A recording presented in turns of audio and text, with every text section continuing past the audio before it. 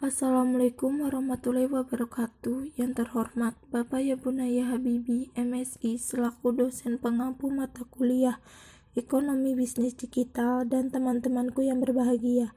Puji syukur kepada Allah Subhanahu wa Ta'ala yang telah memberikan rahmat, taufik serta hidayahnya kepada kami sehingga dapat mempresentasikan materi marketplace di hari ini. Kami dari kelompok 11 Ekonomi Bisnis Digital yang beranggotakan 3 orang. Yang pertama saya sendiri, Rini Nuraini. Yang kedua Sania Rehana Putri. Yang ketiga Violin Farinda Sofa. Berikut adalah materi yang akan kami sampaikan. Saya Violin Farinda Sofa akan menjelaskan materi yang pertama. Apa yang Anda ketahui tentang marketplace? Marketplace yaitu perantara antara penjual dan pembeli di dunia maya. Marketplace bisa dikatakan suatu pasar atau tempat bertemunya banyak penjual dan pembeli dalam dunia maya atau online. Dengan kata lain, tempat bertemunya berbagai macam penjual dan berbagai macam pembeli. Konsumen dapat mencari suatu barang dengan produk yang sama tetapi dengan berbagai macam penjual. Model ini menggunakan tipe C2C. Marketplace menjual barang dari suatu konsumen dengan konsumen lain. Marketplace memiliki jangkauan lebih sempit dibanding dengan e-commerce. Marketplace hanya memiliki jangkauan konsumen dengan konsumen.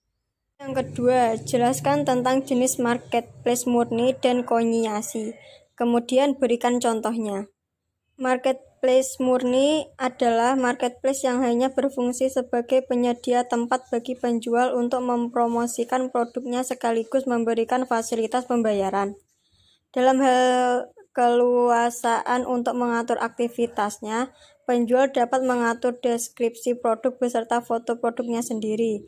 Contoh nyata dari marketplace yaitu Tokopedia, Bukalapak, Shopee, Elevenia, Blibli, dan Belanja. Sedangkan marketplace konyiasi adalah jenis marketplace di mana penjual hanya menyerahkan hal-hal penting kepada marketplace seperti detail produk dan informasi lainnya kepada pihak marketplace, dikatakan tema atau dapat dikatakan berbagai tempat titip barang, kemudian pihak marketplace akan mengurus detail-detail tersebut. Jelaskan 7 perbedaan antara marketplace dengan online shop. Pertama, marketplace tidak berisiko terjadi penipuan, sedangkan online shop rentan terhadap penipuan. Kedua, marketplace menggunakan situs website untuk transaksi online antara penjual dan pembeli, sedangkan online shop melakukan transaksi melalui telepon atau WhatsApp. Ketiga, marketplace memiliki perantara antara penjual dan pembeli, sedangkan online shop tidak memerlukan perantara. Keempat, harga di marketplace sudah ditetapkan dan tidak dapat ditawar, sedangkan online shop dapat ditawar atau mendapat diskon jika sering berlangganan pada online shop tersebut. Selanjutnya, yang kelima, marketplace menggunakan metode transaksi dengan layanan finansial teknologi, dapat melakukan cicilan, sedangkan online shop bertransaksi menggunakan uang tunai atau rekening bank. Keenam, marketplace mewadahi banyak produk dari banyak penjual, sedangkan online shop menjual produk sendiri dan umumnya dapat ditemukan di media sosial seperti Facebook, Instagram, Twitter, dan sebagainya. Ketujuh, marketplace barang yang dijual berasal dari para pemilik toko atau bisa brand resmi atau bisa UMKM. Sedangkan online shop, barang yang dijual merupakan hasil produksi sendiri, dropship atau reseller. Jelaskan perbedaan merek dan brand. Bagaimana langkah Anda menyusun sebuah brand? Berikut perbedaan merek dan brand. Merek dan brand itu berbeda. Merek berupa identitas atau logo dari suatu produk atau perusahaan tertentu. Sedangkan brand itu sebenarnya tahapannya jauh lebih panjang daripada menyusun suatu merek.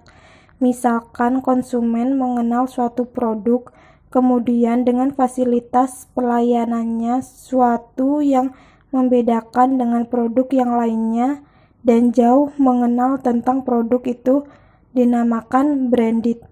Contohnya, Indomaret. Kita tahu logo dari Indomaret. Kita tahu di mana kita akan menemukan Indomaret itu dari segi merek.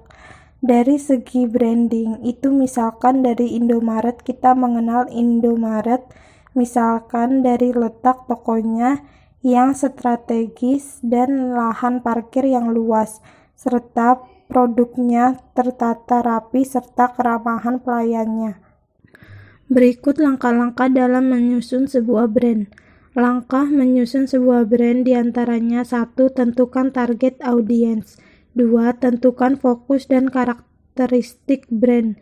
3. Tentukan nama brand. 4. Tentukan slogan brand.